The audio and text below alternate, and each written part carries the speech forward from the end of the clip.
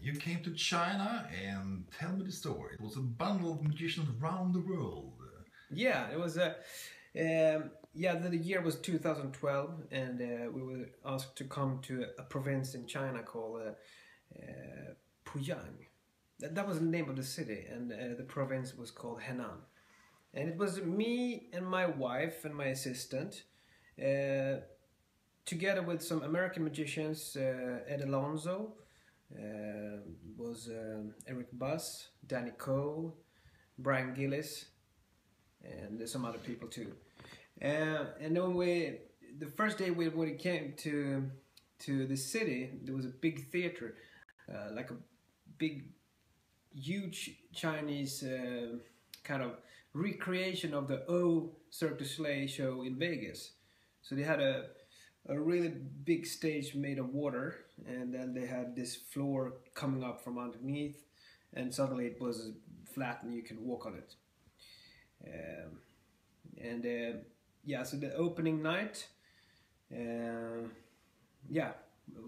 do you want to say? Well, I was thinking, if I remember correctly, didn't they start up with sending two of the guys home because they had speaking acts and not silent? Yeah, exactly. So the first rehearsals was actually that when we came there, we had a rehearsal, so everybody was going through the material, and I was deciding to go totally full on because there was so many people, and they actually had TV crews, even if they didn't tell us that they should have a TV crew.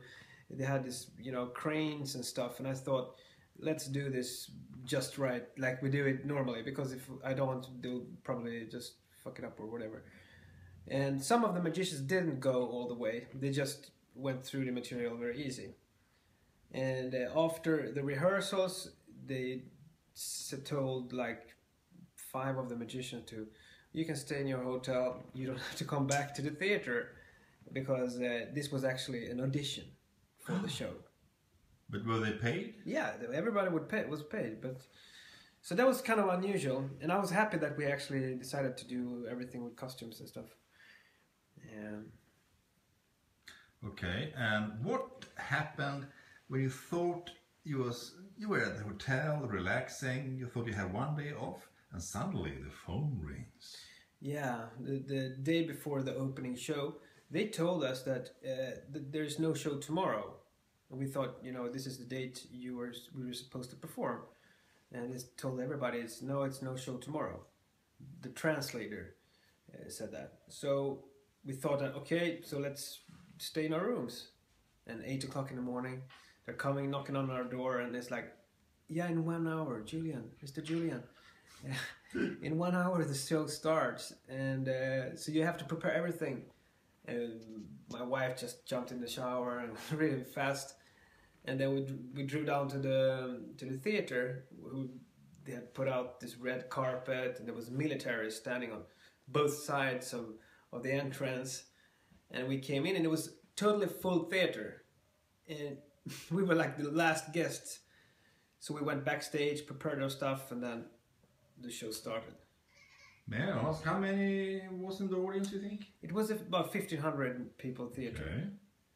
And it was a big line of where all the governors from the other provinces was lined up just in the front. And if I remember correctly, this was like a show to show the other place their muscles, right? Like, look, yeah, what they wanted really to impress that. To impress, and make it bigger, and like always in China, they would really want to go, So I had, I think I had 3 tons of material with me, so I had really a lot of stuff, and huge acts that I rarely use because it's too big. But in China, they want to have that one. So, but we brought everything, and I remember when the show started. Before the show started, there was like this kind of theater manager or governor or some really important person. He came to all the dressing rooms and he said, "Please, Mr. Julien, can you make your act with more fire, or can you make it more dangerous?" Because I was doing an an escape act where I got chained in and locked into a coffin that actually put on fire, and it's burning, and I escaped from there in a special way. So they asked me to make it more dangerous, and I said, well, sure, let's do it. I'll make it more dangerous, but I didn't, for security reasons. I just told them, I'm gonna do it more, And then they went to the next dressing room, and they said that to everybody, like, so the act starts with the whole stage is water at the moment, and there is all these acrobats coming from the roof in rubber lines and with a hook here. So there's swimming dancers in the water, and they hook the girls and spin them around, so the water is like a big fountain. It's beautiful. It's so magical. They're really a master to do this kind of things. And so when they're coming up, and I'm backstage because I'm the next act going in, you can imagine you hear 1,500 people in the audience screaming. And you know how an audience sounds when somebody dies on the stage. It's just horrible. And it's like these two people, they were hooked together 50 meters up in the roof, and they felt. Oh my God! So they fell right down in the water-based stage. It was about maybe 1 meter of water, and I was so shocked, just hearing this noise, people, and I was supposed to go on stage, and normally you will end the show and say, stop, it's not going to work, but they wanted to go further with everything.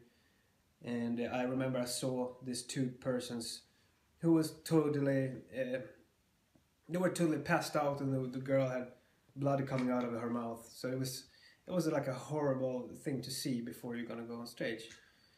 And then I was hidden inside of a big metal construction. I will not tell you exactly how, but anyway, they moved the thing. When I was hiding myself, it was water, but when they put me on stage, it was floor. I hoped it was gonna be floor.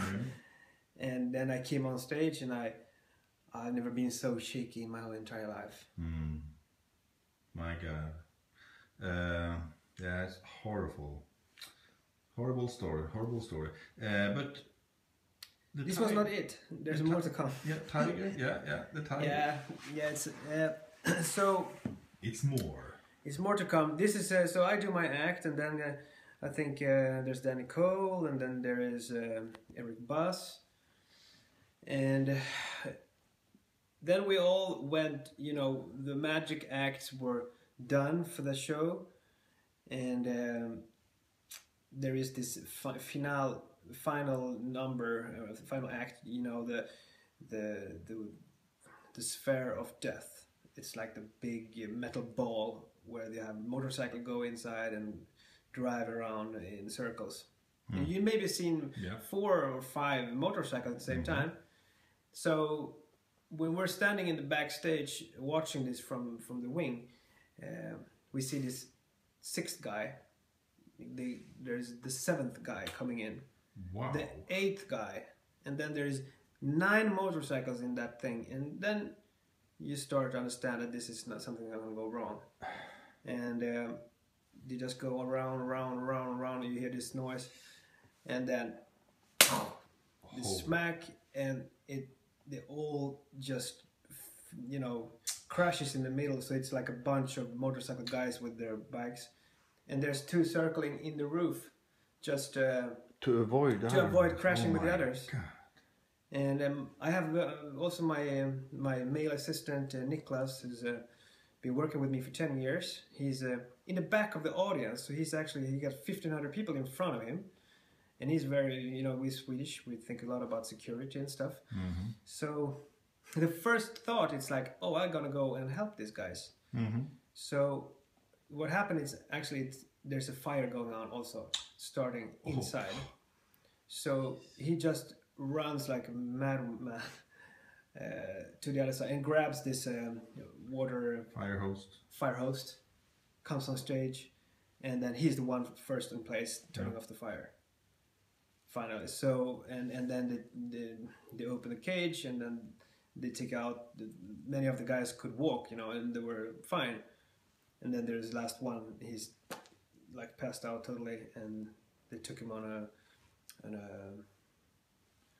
board, bench or whatever, and they put him in an ambulance and just drew him away. So that was also a horrible thing, and the very strange part of this is actually the day after. There's this magazine, newspapers in the whole town. It's first front page with really beautiful pictures of the show. No stories about it. Nothing. Nothing. They're not talking about this or anything. It's like, oh, it's amazing. International magicians from all over the world performing, and it's fantastic, Åsa, wasn't she coming, behind the stage? It's totally black, pitch black, and suddenly she hears a sound. Yeah. I was told me that I try to imagine myself in my position. How would you react? Yeah. That was also, this thing in China just when new things every day. One day there was water. Then there was just water pouring out backstage and everything. Well, what the fuck's happening? Nobody knew. Something went wrong with the pool or whatever. But one day they decided to take off, this metal sphere with the motorcycle guys. They were gone for some days ago. So now there was new things. They were trying some new acts, and then she, before the show, we always came there, and my wife went backstage to check our illusions. So everything was fine, everything was in place, and it's dark. They don't use backstage lights in China, sorry, but so it's very, very dark, and then she sees all our props are moved, and there is some other form in the dark she could see. So she walks close to that stuff, and then she bumps into this lion roar. Yeah. And then and she goes, "Wah!" screams and comes backstage and just, oh, there's a lion backstage. We just, what do you say? Nobody told us anything about this. Oh my god. So we just, okay, let's put on the camera, and then we went backstage to see the lion. Was it a lion, no tiger? No tiger, it was a lion. Oh, it was just a lion. No, my goodness. So it was hooked. Yeah, it was, in a really small cage and angry, Yeah, you just can't. You kind of want to have a little notice about these things before. But if I it seems like the Chinese over there, they can't spell to security. No, well, maybe there is good places where they have everything in order, but some places. This was a city. It's about 8 hours from Beijing, so. Yeah, well, and it was 2012. I mean, 2015 now. Yeah, they probably improved. What the fuck? Oh yes, yeah. But it's terrible when something happens like that and someone dies and they shout, "Well, fetch another one." Yeah. It's terrible when you have that kind of attitude that they sometimes have. Yeah. And also, because we were very worried about, the performers who was injured or killed. We don't know. That's the thing, because the day after there was new people there, new acts, new things, and we asked the producer, how did it go with the girl who felt, and said, "What girl?" No, it was, no problem, they were good. No problem, they're in the hospital, and and nothing more. It's like, no, everything's fine. Strange. Oh, yeah. But then if I remember correctly, because you told me about this some times ago now, but when you were going home, it was something they wanted to extend the contract. Yeah, I forget about that. Yeah, I remember. We were scheduled to do 10 shows, and then we had decided to do our 10 shows, and then after the last show, we're supposed to, go to Beijing to see a little bit of China, as you do. So we wanted to go to see the Chinese wall and everything. But after the 10th show, the producer told me like, oh Julian, you have to go and talk to the highest, I don't know if it was the producer or the governor or whoever it was, but he's in this building in the 15th floor. So I go up and I come up there, and it's a really smoky room, just smoke everywhere, and this girl singing, young girls, and then there's these guys, and I asked them, what do you want me to do? And they said, Julien, Chinese people like you. You stay here, tomorrow new show. I was like, no, we're supposed to go. We're supposed to go to Beijing now. We have plane tickets here. No, everything is fixed. We've changed your tickets, and you're gonna stay here for. And then started with 5 new shows, so we did 5 more days, and then they wanted to extend it more, so because the show went popular, so it was a lot of people coming there, so they was selling tickets, and then so finally after 2 weeks, so we did another 10 shows or whatever, so. And then we were like kind of afraid that they would keep us there to perform, because there were no way to discuss with these guys. It was like you're gonna be performing tomorrow. You were hostage with the payment. Yeah. But may I ask, was it the same situation for the other guys from outside China? Yeah. And how was the work going between you and them? We had this. We were like, all of us was really scared. We made our bags and put them right, and if they're not gonna take care of our trip back, we're gonna just because this city is a 2 million people city with no airplane, no train station. Oh yeah. In Sweden, that's a huge city. In China, it's a small village. Yeah. Yeah. And so we were really afraid, but we had like plans to escape, and. but it was cool. Escape act outside the show. Yeah, finally we had our plane from Beijing back to Stockholm was in the morning. In the morning, and then the last show was. They wanted us to perform the day before our plane went from Beijing, and it was 8 hours away. So we thought, how is this going to be possible? Yeah. And they told us, we're gonna have a special bus for you guys. So after your last performance, you got all of you guys in this bus, and we'll drive you right on to Beijing. That's an 8-hour drive. So they packed all our luggage just in the back, and then we were sitting, so if we would have an accident, everything would come on. But and they went straight to Beijing, and then we made it. We made it to the airport, so it was good. Yeah, it's a huge country. Yeah, but I still want to go back. So if you want to invite us to China, let's do it again. Yeah, I had just one show for 300 Chinese people there. I said, this was great. I take the next 2 billion Chinese another day. Yeah. But Julien, I thank you very much for sharing this story with us. And I hope it doesn't scare other entertainers by going to China, because this is just one story. Yeah. But is it possible that you can show me around a little bit in your magic house? Sure. Let's go to around. Okay. Oops.